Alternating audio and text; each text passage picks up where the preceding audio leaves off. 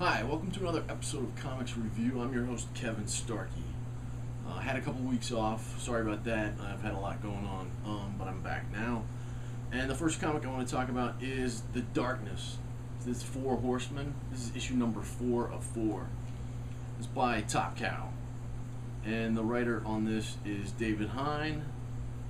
And the artist is Sheldon Mitchell and Phil Hester. And I think I might have talked about this one before, this series. This is the wrap-up of that, and it's pretty good, actually. The Darkness character, I don't know if anyone out there is a fan of the Darkness guy. He's pretty cool. This was my first introduction to him. I'd heard about him, but I hadn't read any of his comics. And he's pretty cool. I kind of like him. There's these guys that are the 4 Horsemen of the Apocalypse, and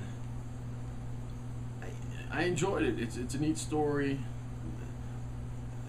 They have a guy that's above them that is coming to, they think, end the world and all this.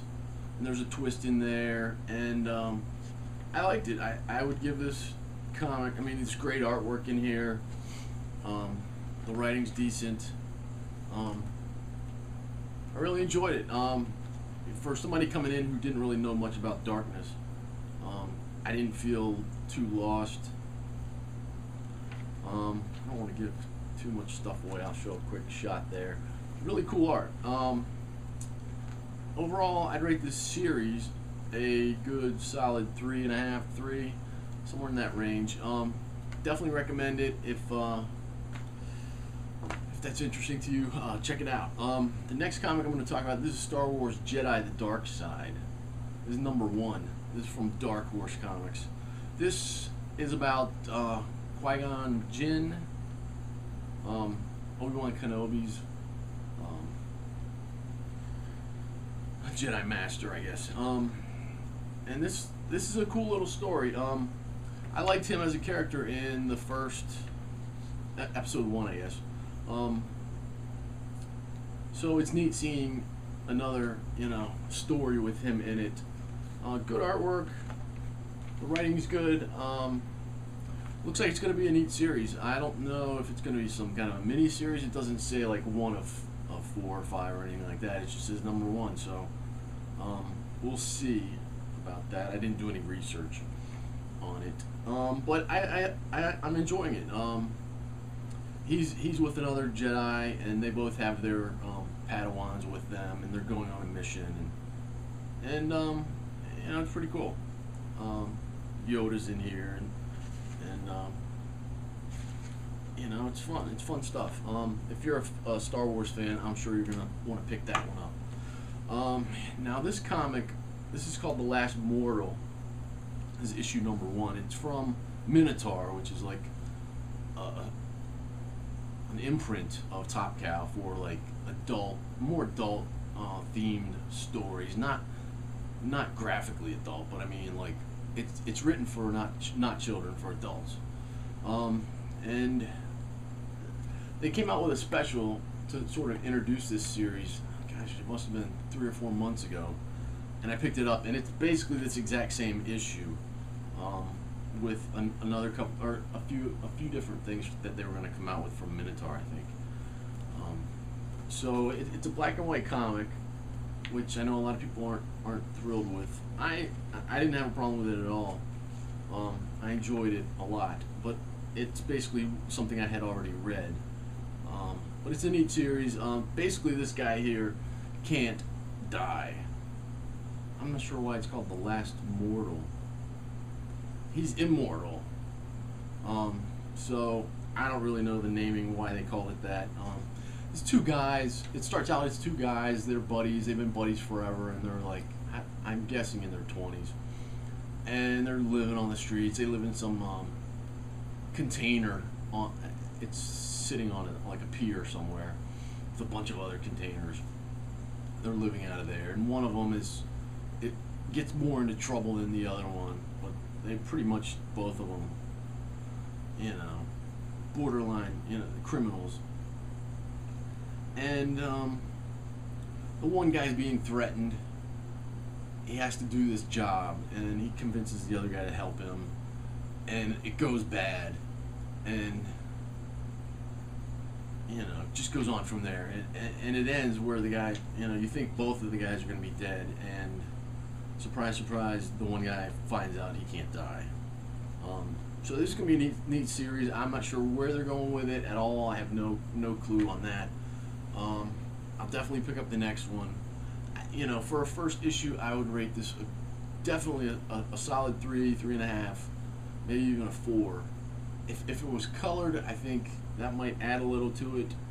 These comics are expensive too. This one is $3.99, which in U.S. dollars.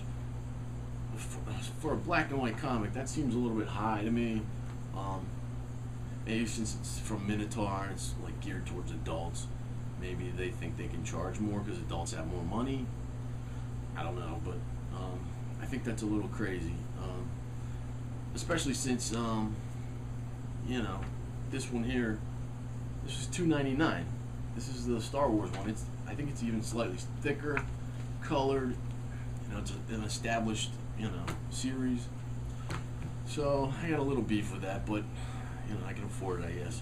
And then the final comic I'm going to talk about, this is another #1. This is from Image Comics. This is called Drums. The author is Torres, Hernando, and Creneo are the artists on that. And this is about like voodoo kind of stuff. It starts out, there's some voodoo ritual going on, and something bad happens, and these FBI guys show up to investigate, and then they go around looking for other people who know something about voodoo to talk to them and ask questions. I don't want to show too much of this stuff. The artwork in here is it's passable. I wouldn't say it's really that good. This comic is $2.99 U.S. dollars. I'd rate the artwork in here maybe a 2 out of 5 stars. There's a lot of writing. You can see these word bubbles here. I mean, there's just a ton of reading to do in this comic, which is good actually. It's a good story. Yeah, here's the expert they brought in. She's an anthropologist or something. She knows a lot about these African religions that were brought over here with the slaves and mixed with the Indian, Native American religions and mixed with Catholicism. So, it's basically this FBI guy and then this anthropologist are the two people investigating this stuff. And here's them going to speak to someone who knows about some of this stuff. And she does something where she throws out some shells, and he sort of thinks it's all mumbo jumbo, and she pretty much does too, I guess, the anthropologist, although she takes sort of a different take on it. But it's a neat story, some supernatural stuff. Definitely check it out if that seems like something you might be interested in. I really enjoyed it. And then quickly, let me mention, I talked about this comic. This is Sweets. It's a 5-issue series. It's by Cody Chamberlain, who does the writing and the artwork. He does pretty much the whole thing himself. It's a New Orleans crime story. It's supposed to take place right before Katrina, hurricane hit and did a lot of damage to New Orleans. And it's a neat story. When I talked about these before, I got one, and then it's 2 or 3 months later I got the second one. So from the time I got the first one to the time I got the fifth one was a good 8 months, I want to say. And I read the fifth one, and I didn't remember anything I had read in the previous 4. And I mentioned that I was gonna try to read them all straight through and get a better feeling for it, because I really like this creator, Cody Chamberlain. The artwork, the story, everything seemed cool as I was reading each one, but it was spread out so far that it really made sense to go back and read them all. And actually, I follow him on Facebook, and he said, before you read the fifth one, go back and read them all. I didn't have time to do that at the time, so I finally had time to do that. And I just want to mention, pick it up if you can. It's a really great series, a really great story. I highly recommend it. I don't want to say much more about that. If you're interested, go look it up online and see what it's about and everything. But I've told you a little bit, so that might pique your curiosity. All right, the final comics I want to talk about. These are the rest that I'm not going to review, but I'll just mention. Here's Malignant Man. This is from Boom Studios. This is issue number 2. Neat comic. I really enjoy that. That's another $3.99 comic. Just a little expensive. Here's Soldier Zero. This is a Boom Studios also, and that's another $3.99. That's number 8. I'm really enjoying that. It's one of those Stan Lee. He's the Grand Poobah on those. Neat series. Having a lot of fun with that. And The Walking Dead Weekly, number 20. That's from Image Comics, and I'm still keeping up with that and loving it. The people, the main cast or whatever, they're in the prison, living there and doing their thing there. It's a lot of fun. I can't wait for the TV series to start back up again.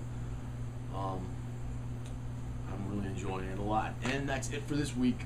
Please leave a comment here on YouTube or over on my blog at twodognight.net. Let me know what you're reading this week. Have you read any of the stuff I talked about? And I will see you next week. Take care. Bye-bye.